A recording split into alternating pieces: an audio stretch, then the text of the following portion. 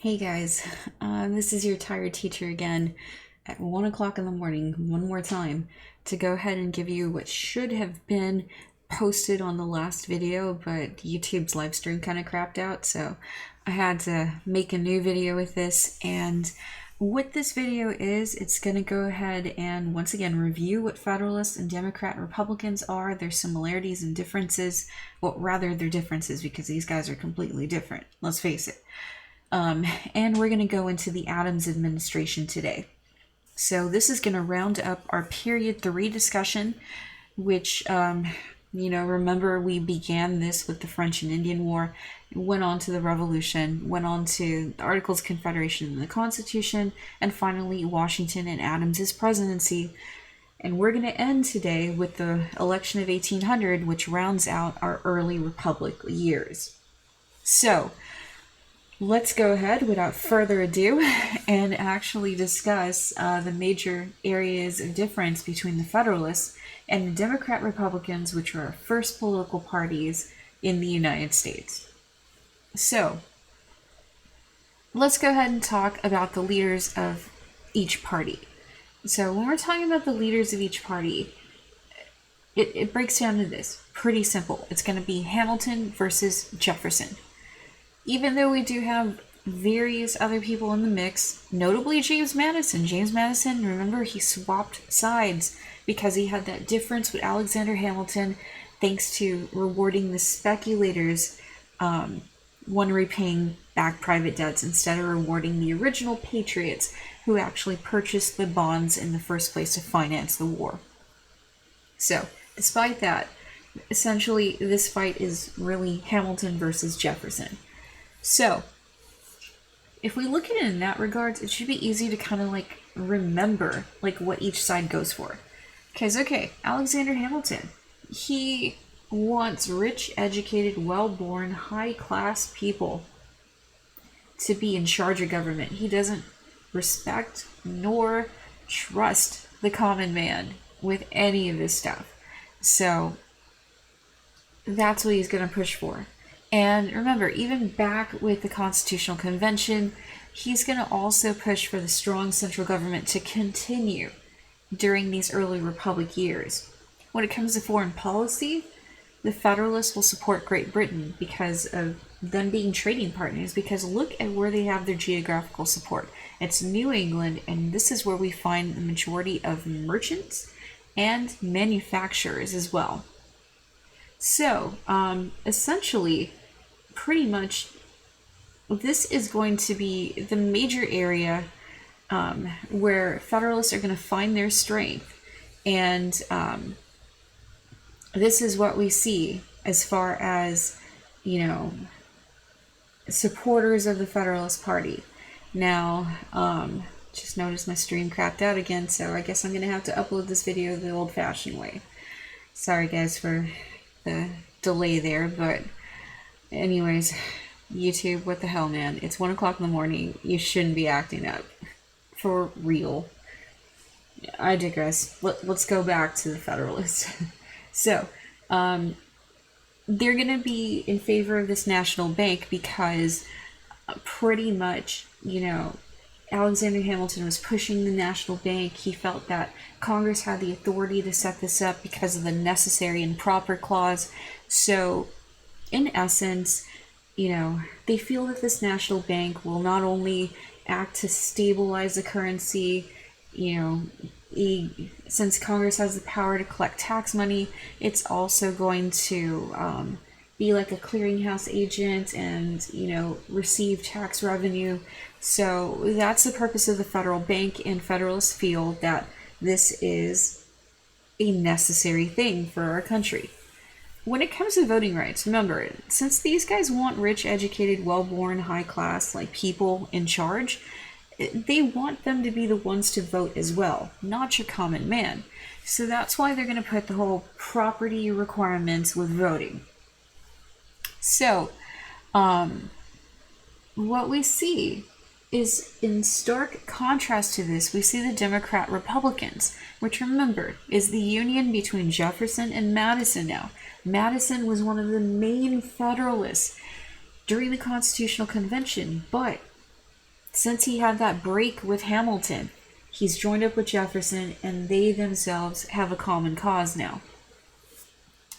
They are going to feel that more men of talent, meritocracy, should be the ones ruling this country, not those just based on wealth or class.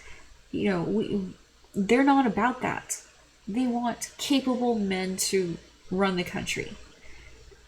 Also, Jefferson's influence on the Democrat Republicans is strong, because look at the way that they support national government. They would rather support state governments because, again, Jefferson and other old anti-federalists who are brought into the fold for this new Democrat-Republican Party are very, anti-big government.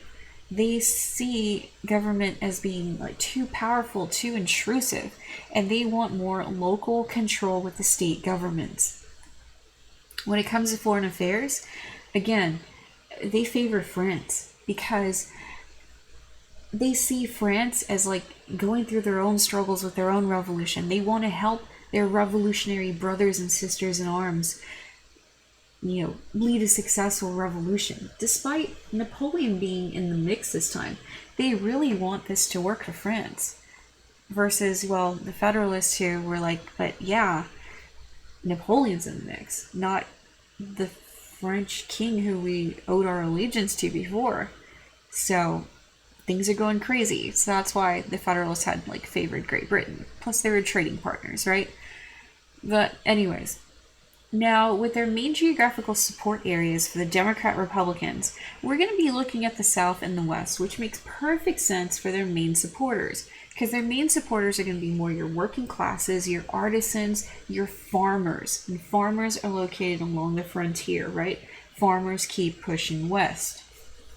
So, when it comes to the federal bank, these guys are going to be highly against it, again, because they see Congress overstepping their bounds of Article 1 in the Constitution. They feel that, Congress has too much power, too much authority, too much control. Plus, they don't like the fact that this federal bank is privately owned, but the government is just a stakeholder in it. So they feel, that this is too much big government. So when it comes to voting rights are going to be open to all white males. Again, since these guys put more faith and stock in the common man and your working classes, they feel that suffrage should be extended out to them. So, more liberal in a sense when it comes to spreading democracy, in essence. So, that's our little recap of the Federalists and the Democrat Republicans. Remember, AP likes to ask you guys to compare and contrast the two.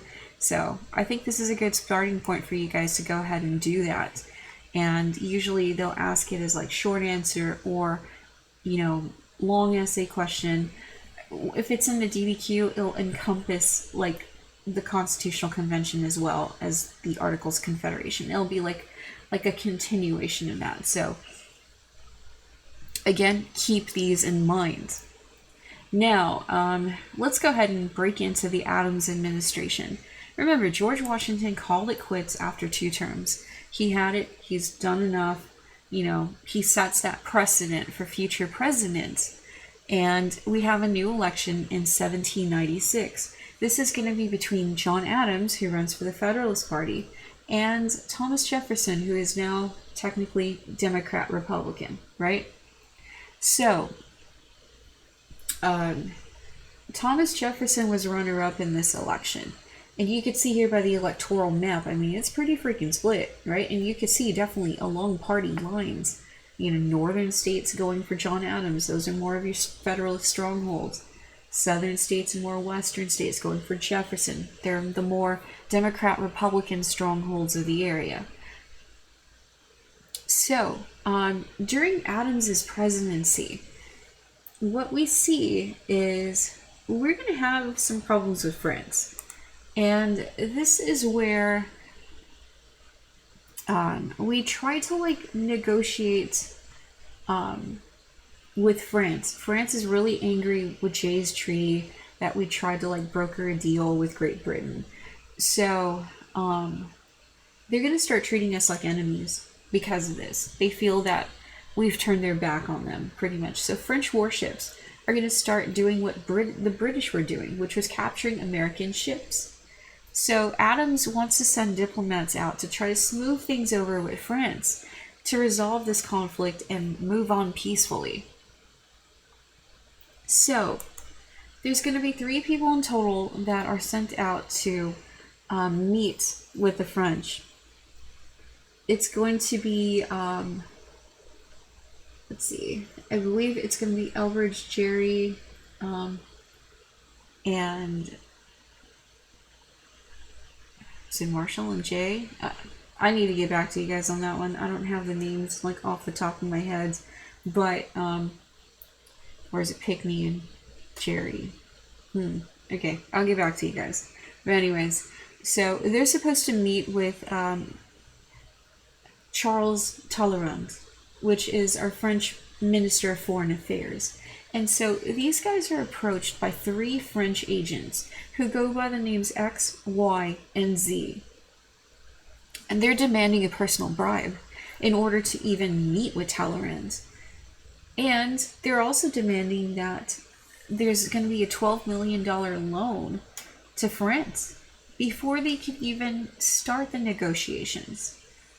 So they also wanted the United States to go ahead and give a formal apology for the remarks that Adams had been making about Talleyrand, to begin with. So these American diplomats that meet with France are going to feel very slighted by this. They really feel very offended. And so news of this gets back out. And, what's going to end up happening is we're going to be drawn into this quasi-war with France between 1798 and 1800. So people at home are rightfully angry at this. They're like, what? We feel offended. What the hell? We're just trying to meet. So what ends up happening is, we're going to break into this quasi-war. President Adams takes a more sensible approach to it, and so he doesn't want to make this an official war, so that's what we kind of call it, a quasi-war. It's going to be mostly naval. That's pretty much what it's going to be. We've got 3 Navy ships now, guys, so I'm moving up on in the world here with the Navy. But anyways,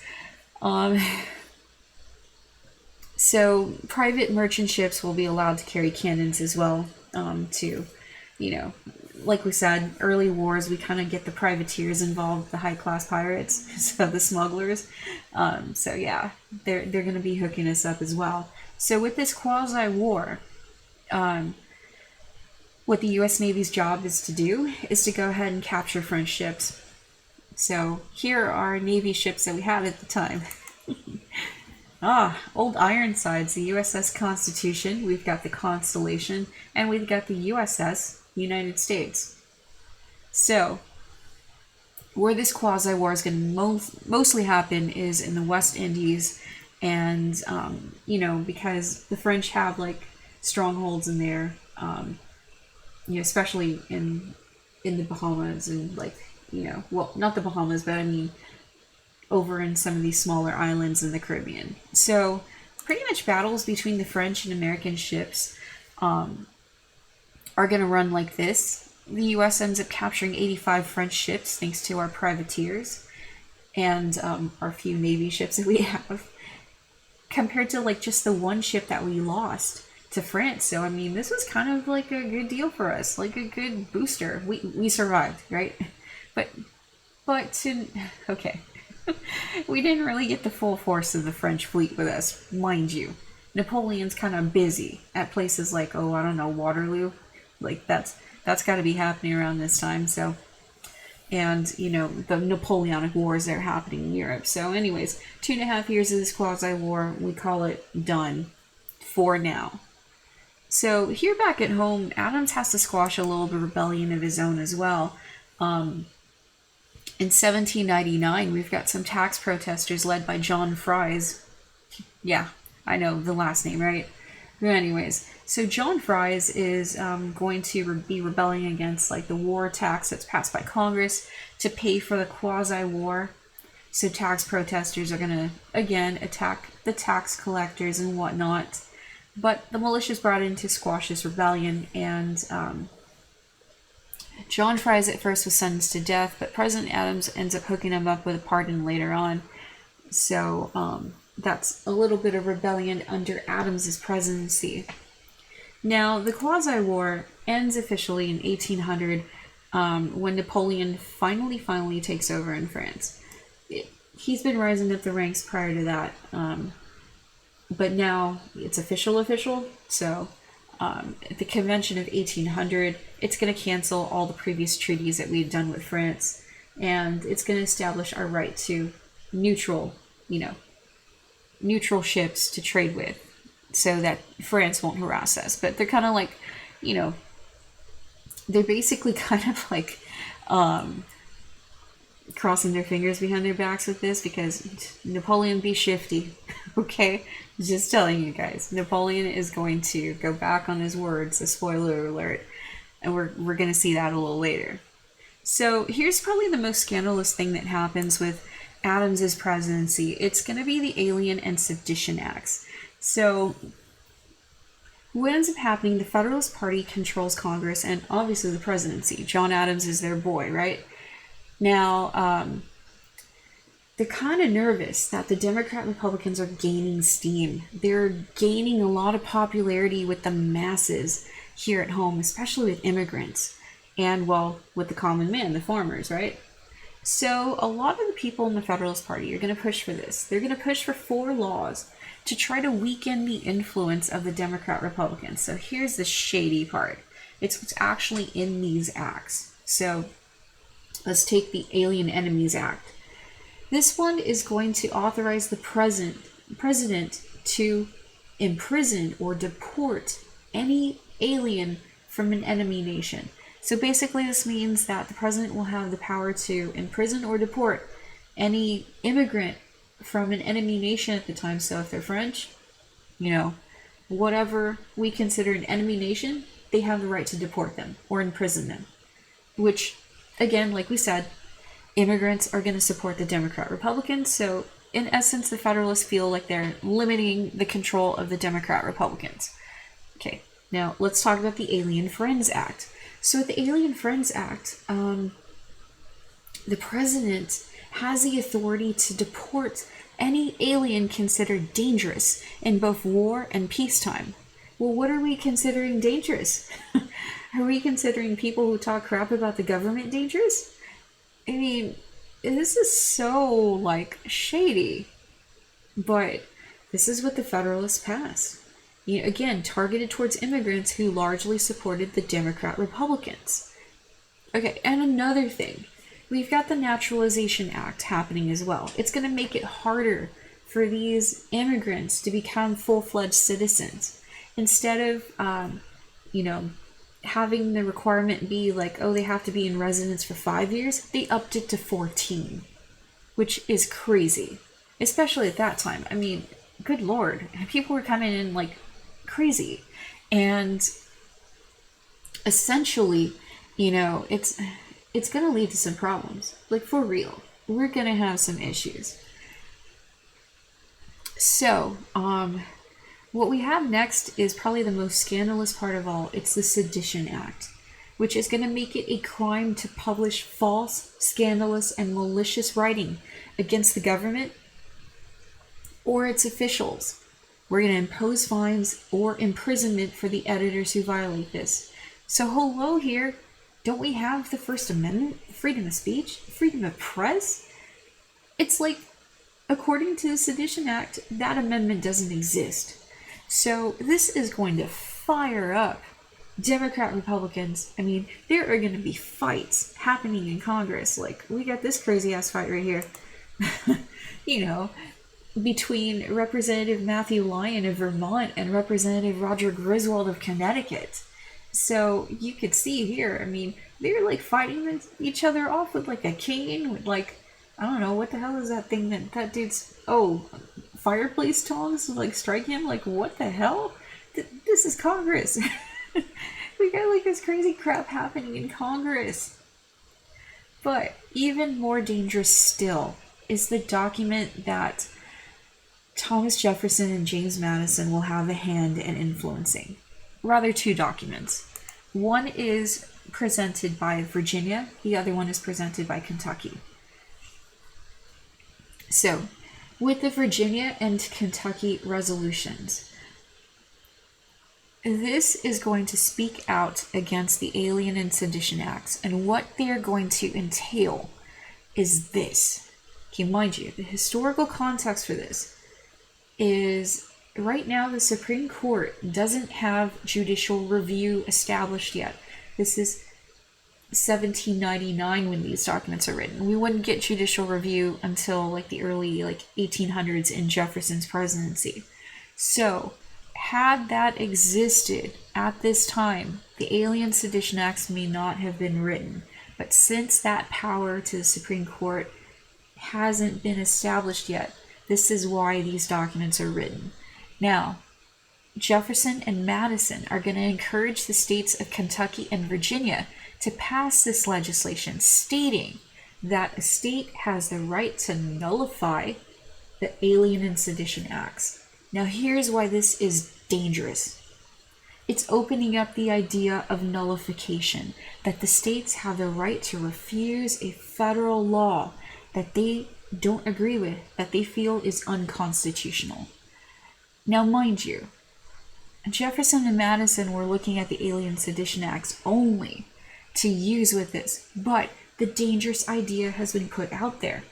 Future leaders in our country are going to point towards nullification. They're going to look at it. They're going to look at the idea and they're going to apply it to their situation. Mainly later on with John C. Calhoun when he has the South Carolina Exposition and Protest, thus stating that states should have the right to nullify federal laws they feel are unconstitutional in regards to such things like slavery or those laws that limit slavery. So this is going to rear its ugly head later on, and that's your AP tip, guys, for the Virginia and Kentucky resolutions. We're going to see some nastiness happen later on, especially as we get closer to our road to the Civil War. So in closing, guys, this is pretty much what happens in in John Adams's presidency. So he's a one-term guy. Spoiler alert, election of 1800 goes to Jefferson. So anyways, we've got the XYZ affair happening, the quasi-war with France, Fry's Rebellion, Alien Sedition Acts. We didn't talk about the Logan Act, but the Logan Act is going to forbid citizens from negotiating with foreign nations. Okay, that's a given. We talked about the Virginia and Kentucky resolutions right now, and towards the end of Adams's presidency, Thomas Jefferson and him are going to butt heads like crazy, and this is going to lead to more divisive party politics. And a large part of it deals with those Alien and Sedition Acts. So when we get rolling to the election of 1800, this is going to come to a boiling point. Now, and John Adams and Thomas Jefferson used to be revolutionary bros. I mean, they respected the hell out of each other. But because of the Alien Sedition Acts and because of this nasty, nasty election, guys, you guys think that politics is nasty right now? Oh, hell no. We don't have anything on the Revolution of 1800, this election that happened. This election is one of the most highly heated elections in American history. I mean, the crap talk between Adams and Jefferson was on another level. Wow. If we were to translate this stuff into our times right now, holy crap. You guys think the campaign trail is scandalous now. You haven't seen anything. Crack open a history book. I'm telling you. But okay. So the results are going to be really weird. They're going to be confusing. The House of Representatives is going to have to decide this election. So what they feel is that Jefferson and Aaron Burr ended up winning. And again, because there's this weird crap with the Electoral College, and we didn't really separate the votes for like president and vice president back in the day. It's gonna be like freaking confusion, okay? So in order to kind of fix a little bit of this confusion, we passed the 12th Amendment, which is going to require that the electors of the Electoral College vote separately for president and vice president, not all together and do this weirdness. So here are your election results. All right, we've got the Democrat Republicans pulling on through. They picked up New York. Aaron Burr's from New York, so I mean, that's a given. And Pennsylvania was split, but of course the western edge of Pennsylvania goes Democrat Republican. The western edge in North Carolina, Democrat Republican. So again, you could kind of like draw this on party lines. But anyways, the reason why we call this election of 1800 a revolution, it's because we finally peacefully transition. Now, when we talk about foreign nations, they don't freaking peacefully transition. Hell, there's like chaos and like fighting and rioting in the streets and like the economy like tanks. Like, look at Latin America. I mean, this happens all the freaking time. Same with like Europe. This happens all the freaking time. So, really, it was a wonder that we survived as a nation. I mean, we were kind of like freaking the hell out, essentially. So we have this peaceful transition of power amongst the Federalists to the Democrat Republicans.